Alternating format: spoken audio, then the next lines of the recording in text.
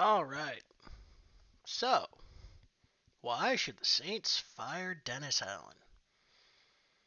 I'm not going to go through all of the most obvious reasons, being the worst team in the worst division in football kind of feels like reason enough, but there's some layers deeper than just the surface level stuff that I actually want to touch on. So, let's start at leadership in general.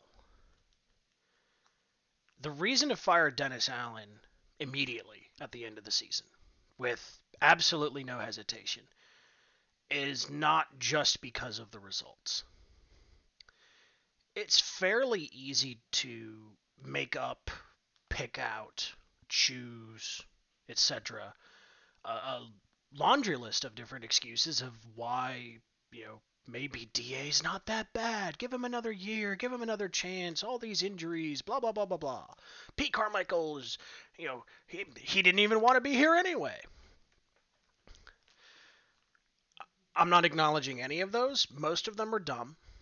A few of them have merit, but they just obstruct you from seeing and understanding the real issue at hand. And that's leadership. Like, we're just going to start there. Reason number one is leadership. Dennis Allen is a perfect example of the Peter principle. He has been promoted above and beyond his maximum level of incompetence. That's it. To be a head coach, you have to have not only leadership, so ownership of the results, ownership of the process, ownership of the various components that lead you to get there. You have to have a vision. And it can't just be nebulous platitudes. We want to play good defense and run the ball and be an efficient team. Yeah, that's great. And that's a nice thing for, some guy on ESPN to say in a 30-second soundbite. But it needs to be layers deeper than that. A head coach, from a conceptual standpoint, it's like being a principal, a general manager, a CEO. Pick your industry, pick your area. Someone put in a leadership position has to have a comprehensive plan and a comprehensive understanding of all of the different components that lead up to success. Doesn't mean you have to be a master of every single element and do everything on your own. But you do need to understand the difference between good and bad. You do need to understand procedurally, process wise, what is good, what is bad, what is likely to lead to success, what is not. To have an attention to detail, but also to take an ownership of the fact that as the head coach, the results are on you. So you have to do everything to control every variable you can control to give yourself the maximum possible opportunity for success. I would strongly argue that Sean Payton had a meaningfully worse roster last year than the Saints have had this year, with a similar degree of injury issues. And the Saints were a hurricane and a COVID game, looking at the Panthers game and the Dolphins game last year, from two games that were absolutely, without question, completely winnable. If they win those two games, they're an 11-win team. They're in the playoffs. They won 9 games last year. Roster was just as bad. Defense was a bit better, without question. Having Marcus Williams there, having CD there, absolutely made a big difference. Having Davenport being not just there but productive for a major part of the year absolutely made a difference. Like, without question, the defense was better. But it wasn't worlds better. It wasn't like they went from a dominant defense to, a terrible defense. They've gone from a really good defense to a slightly above average defense. The biggest difference, though, is all the little things. The attention to detail, the ownership, the mistakes. But but not just on the field, culturally. Look at how Dennis Allen talks in interviews. Oh, that's on the offense. That shouldn't happen. Or, great example, the 12 man on the field from last game. Doesn't start with that's on me. That should never happen. That's never happening again. That's not just a platitude. That's not just a, filler. That is the correct answer. You are the head coach. You're the general manager. If the assistant manager gets called to a table, I'm going to restaurants here, the assistant manager gets called to a table and tells a guest to go fuck themselves. Well, that guest goes and calls corporate. Corporate is, they may have a problem with the assistant manager, but they're also going to have a huge problem with the manager who's not training and managing his team well enough for the assistant manager to think that that behavior is okay. That's leadership. Leadership is, in one part, putting everyone around you in a position for the maximum possible opportunity for success. But it's also, when you accept a leadership role, you have to understand you are accepting responsibility for everyone underneath you. Now, if that doesn't mean the players are absolved, like the players not playing well, Honey Badger being lazy, like making bad plays, especially for a major part of the year, and you can miss me with telling me he's not, like he is, but he's not alone. And again, it's not entirely on him. Yes, some of it is on him, but if no one on the team is being held accountable, if there is no top-down authority, if there is no threat of losing snaps, it's set, losing snaps, punishment in practice, having to do extra drills, whatever. If there is no accountability, there won't be progress. There won't be growth. And that's what we've seen. We haven't seen progress over the season. We've seen further regression. We have also not just seen that in the players. We've seen it in the play calling. It is incredibly predictable that if the Saints have a 2nd and 10, that they're going to run the ball, hoping to get 4 yards to get into the 3rd and manageable.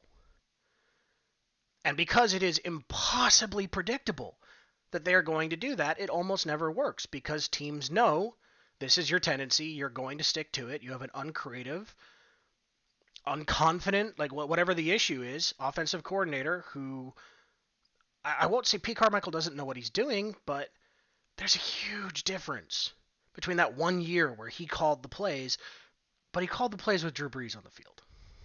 Drew Brees in his 6th year in New Orleans. Drew Brees, who at that point had mastered the playbook, built half the playbook, and at any point in time could just go, I don't like Pete's call. I'm just going to audible into this other thing.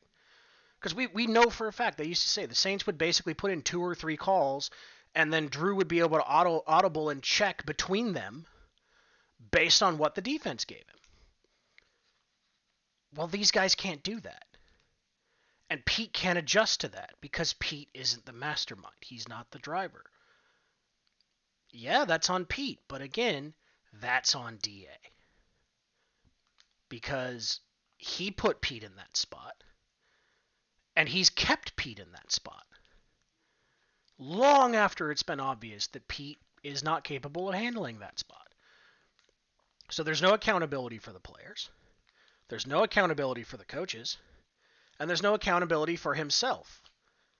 In the media, DA is really quick to point, that's on the offense. Or I need to talk to those guys, see what they're doing. Like, we should see what, we're looking into ways to get Alvin Kamara, our best player, more involved in the offense. People that are telling me, okay, AK's washed, he's this, he's that. Really? Go back and watch some of these games. Look at some of the snaps for AK. There were plays against the Bucs. AK was making 5 or 6 guys miss just to pick up 2 yards. That's Alvin Kamara, making 5 or 6 guys miss, turning a 4-yard loss into a 2-yard gain. That's his special skill. But you're not putting him in a position to succeed, so he's using his special skill to turn disaster into mediocrity. That's not leadership. You're not putting your people in the best position to succeed. You're not creating that opportunity. You're not enhancing. You're limiting. Dennis Allen is an anchor. But again, It's not just about the results. It's not just about only having 4 wins and arguably 2 of those coming because of Sean. Like, you can't tell me Sean was around the facility and they played their best game against the Raiders, and Drew was around, and then all of a sudden they've had their a good game against the Rams. Also, the Rams being a fucking disaster helped with that game. But like, really, 2 of those 4 wins had nothing to do with Dennis Allen. Nothing. The Falcons falconed in week 1. So, I mean, they're the Falcons not falconing away from losing that game. You really look at this season. You have a coach who is a net negative on the team's performance, who doesn't elevate any individual element of the roster, who doesn't put players in positions to succeed, but more than anything is incapable of identifying the procedural and practical elements that lead to success. He doesn't know what it means to be a leader, and he clearly doesn't want it. He does not want that responsibility, because if he did, he'd be taking it. That's the difference between DA and Dan Campbell. Dennis Allen is a very good defensive coordinator. Dennis Allen's a very smart football person. But there is a personality out of minutes, and I don't mean the biting kneecaps, rah rah. I mean, I love Dan Campbell, but it's not that part of who he is that makes him a great coach, or at least a really good coach with signs that he's going to possibly turn the Lions around. There was a quote on the Pat McAfee show this last week that perfectly encapsulates the difference between them. He's joking around and he's having fun. And he's kidding about paying attention to the wave while they make that gutsy play call to Penei Sewell. And then he points out, yeah, I just had a conversation with Jared Goff, and I made sure to tell him to communicate to Penei that you absolutely must stay in bounds. That right there, that's your difference. Attention to detail and ownership. It's my job to make sure that he does his job well, that he makes sure that we're in the spot to succeed.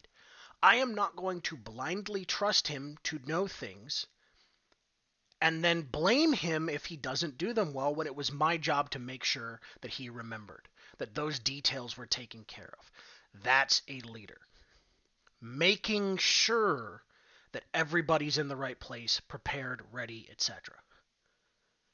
It's that extra layer of accountability and ownership of the results and of the process. DA doesn't have it. DA doesn't bring it.